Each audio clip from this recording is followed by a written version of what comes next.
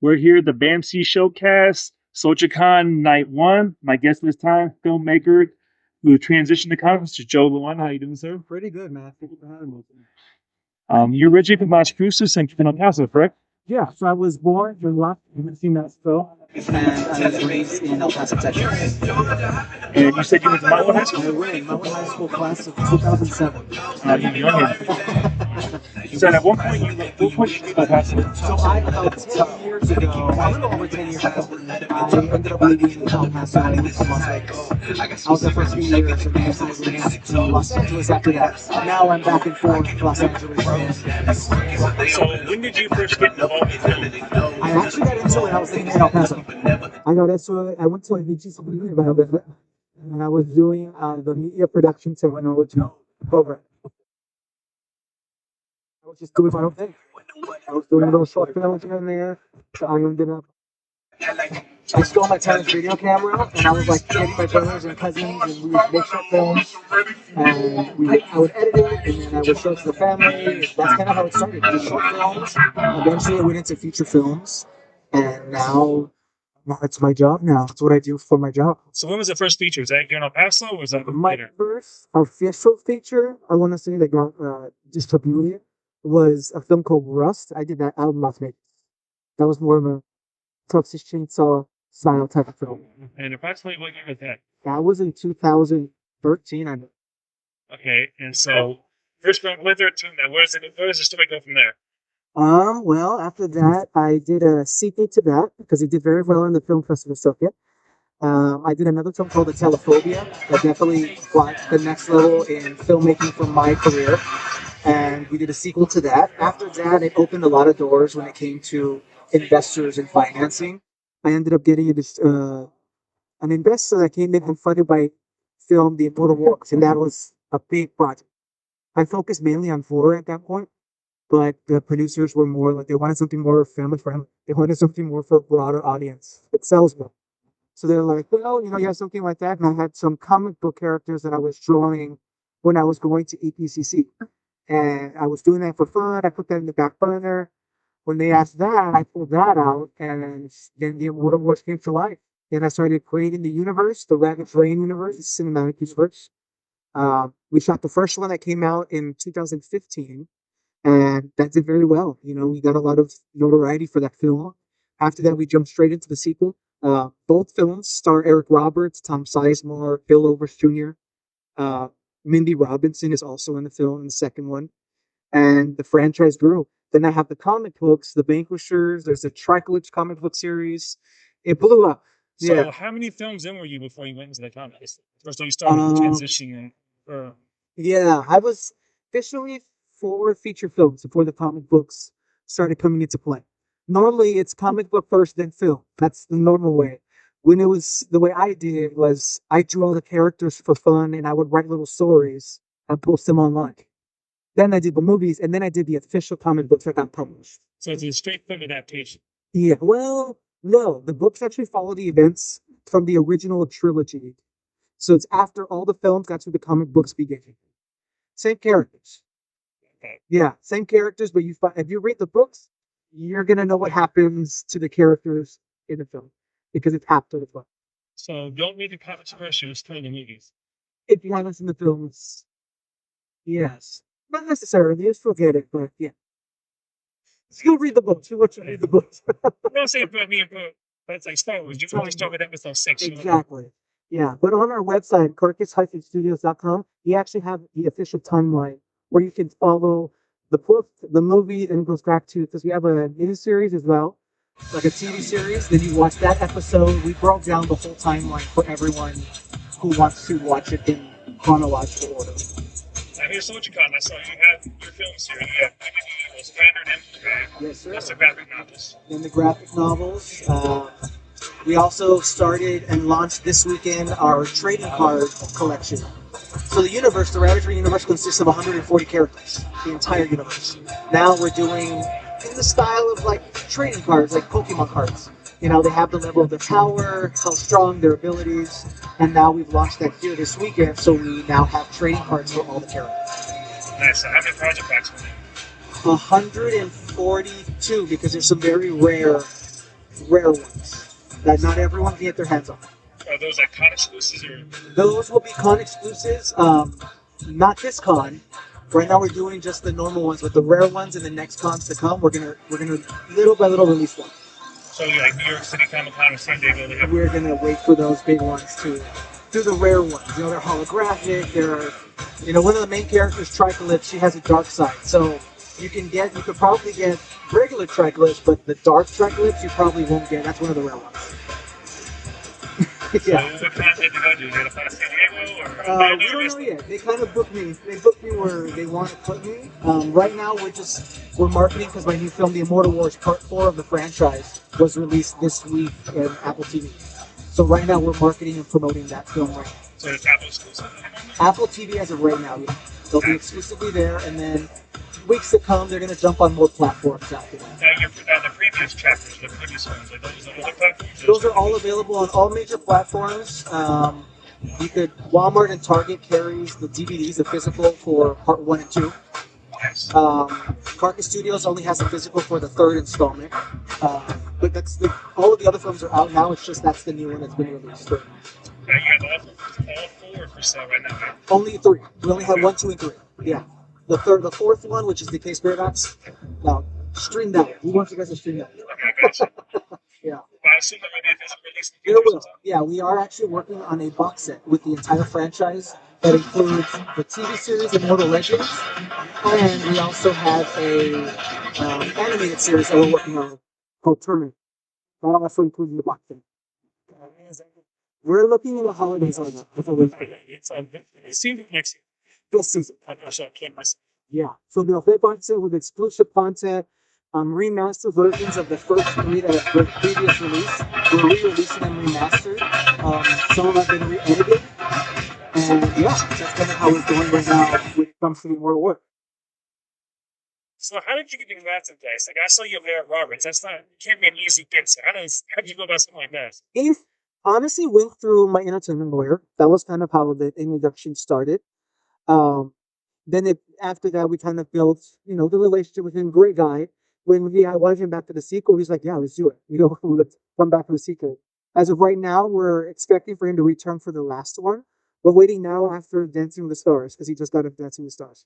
So we're waiting after he finishes that to bring him back to the last Immortal Wars. Now, is he maybe your parents? Do you guys have conventions? Or do you guys have the same one? No, he jumps for a lot of projects to the next one. So we haven't been able to do one together. That'd be great. I would love to. I love the guy. So I know he came to Paso. It was like 2012. That was a long ass time ago. A funny story with that actually. It's just you bring that up. So that's where I met him. I met him here. I was still going to UPCC at that point. Hadn't even done a short film at that point. And I had my niece with me. And he took a picture with her. And it's funny because now when we went to shoot the Immortal War, she was on set. My niece now plays the daughter in the film. His daughter in the film, which was insane. It came full circle. I was like, that was 2012. I think that was, no, what year was that when he came? I think it was 2012. Was it? I think so. That was my first time Paso coming back. Okay, so yeah, like what? So, yeah, we did 2015. Was it? I want to say it was 2009. Oh, is he coming when he 18? Yeah. Okay. When I met him, I moved here in 2010, so no, I don't know. It was 2000. I don't remember, but yeah, it was cool to see that now they're working together in the film, and when you win, you're just a fan of his work. Nice. Yeah, so that was really cool. That's crazy. Guys doing so many projects. Oh yeah, love a guy, great guy. I mean, what he brings to your productions, he plays the character of Dominion Harvey in Immortal Wars, and I couldn't have asked for anyone better to play Dominion Harvey. So what do you guys like location wise? Like, what do you guys most? So we shoot a lot in Los Angeles and in Las Vegas. Okay. Yeah, I have brought production out to El Paso. The Immortal Wars Rebirth, we came out here and shot some of the scenes here in El Paso, in downtown El Paso. Now, was that easier, more difficult? I'd rather not say. I imagine you got some funny hooks downtown. I think one of the biggest issues was more putting together the crews and the individuals in El Paso to work on. Oh, gotcha. You know what I mean? Yeah, we don't have any unions in place. Yeah, so that was the challenge. But so yeah, no, it was fun to come and bring that to my hometown. And I'm always trying to bring some production or something back to my hometown to give people the opportunity to do it. When I was living here, I didn't have any opportunities like that. So if I could bring those opportunities here to El Paso, I would love to do that. So hopefully. That's awesome. So did you have a lot of extras with advice? So like, did you have a casting call? Like, We do have casting calls. We didn't do any here in El Paso. We had already done the casting for El Paso for actors, even before we came out there. That was just something that we wanted to do about Frank Powers and some of the people, because we also included some other local comic book people here in Vegas. I mean, in El Paso, G Spiromine. yeah, Spiromine I and have that on your. yeah, so Spiromine, we brought him into the live action for the film. So he makes an appearance in the Mortal Wars 3, as well as Zane from the comic book series. Yeah. So with Jacob, we also brought Zane and made him.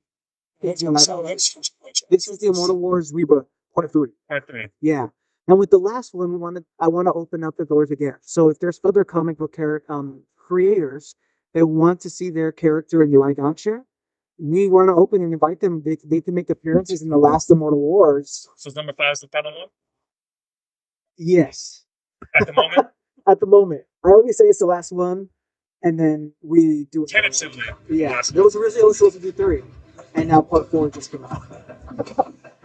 So if an idea comes, or if it sells, if distribution asks, or if producers are like, let's make another one, let's make it out. I think you said it's who's your main distributor? So right now with the Immortal Wars 1 and 2, ITN. ITN is the distributors. They're also the distributors and the creators of Winnie the Pooh Blood and Honey, the one that's out right now. So they're the distributors for that. Actually for Rebirth as well. For the Case Paradox, though, we're going with, or it went with U-Channels Media, who are now, I believe, they're called Insurgents Media or something along the lines of that. They're distributing Part 4. Yeah. Yeah, so when it comes to distribution, that's a whole other world. You know. Now for Part 4, has any Part 4 taken place in the comic shop? So in the comic books, we do flashback scenes. In the flashback scenes, in the books, that's the full movie of the Immortal Wars. Does that make sense? Like in issue 1 of the Vanquishers, we do say, I met you back in Dominion's back. And in the comic book, we have a 2-page spread of all the characters fighting. That 2-page spread is the entire film, the Immortal Wars 1. So that's kind of how we do it with each book. We do show it in comic book form, but as flashbacks. Yeah. That's kind of how we connected it. So number 5, is that how far, is there a just finished script date for number 5? So we're actually in pre-production right now with that one. So it's always out. We probably will start production not till early 25. Okay. And then hopefully trying to get a late 25, early 26 release. That's kind of what we're looking at right now. But things change. Now with Eric Roberts in Dancing with the Stars, that might be pushed back. Yeah. I was going to say, like, when you do one of your films, like, barring the delay like that, because like, the Dancing with the Stars is scheduled conflict, like, how long does it, once you guys, okay, scripts going, you start on Monday, except for Monday, it's like 8 weeks or whatever. It depends. Like, the first Immortal Wars we shot in 21 days. That took us 21 days to shoot. Editing post-production was a year and 8 months. Yeah. But Part 2, a deal was offered to the team, and they finished at a certain date, they would get paid more. So they finished that film, and we finished in 16 days, that entire film. A year and a half to do. Yeah. And that one took about a year and a half to finish. And that has to do a lot with the editing, the VFX. You know, these films are like along the lines of Mortal Kombat meets Hunger Games. So it's a lot of superpowers and VFX, explosions, stuff like that, and that's very time consuming. Now, maybe you've already done this, I don't know, but you ever thought about having it like a screening at a movie, like an Alamo Draft House or a place or any local theater? We do screenings. Yeah, we were doing the press tour for the last Immortal Wars. We were planning on doing a screening here in El Paso. It's not going to happen after all. But we were planning, and we do. We did sold out screenings in LA and in Vegas. You know, we do very well with the screenings. Are there any like college theaters? I don't know if UTEP has that. I've never been on I don't know. I'm not sure. I'll be honest. I've been to UTEP like once in my life. I've been like without asking. Yeah, maybe. I'm always wanting to bring stuff to El Paso, you know, especially screenings. I have brought the first 2 Immortal Wars to El Paso. We did screenings in the theaters at Bassett Mall. Oh, nice. Yeah, so we've done screenings there. IMAX regular. I don't. I think it was regular. This is 2015. I don't think they had IMAX then. Okay. Yeah. So, but yeah, I mean, we do screenings. We do tour the film before it gets released on DVD or now we're streaming more than likely because everything's streaming now. Gotcha. So yeah. So for the people listening, plug all your social medias and your websites and where can they Yeah. read So you more can about this find. streaming and all that? So any physical media that we sell, DVDs and Blu-rays, are normally exclusive to Crimes, but we're gonna launch the Carcass Studio store in the next coming month, so you'll be able to buy all the merch at carcass-studios.com. On that same website, you can find trailers, even exclusive content behind the scenes that you won't find anywhere else. For me, you can find me, Joe Lujan Official on Instagram, or Joe Lujan on Facebook, Twitter. Um, my nieces have me on TikTok now, so I'm doing some very stupid things on TikTok now, but I'm on TikTok. And those producers on TikTok.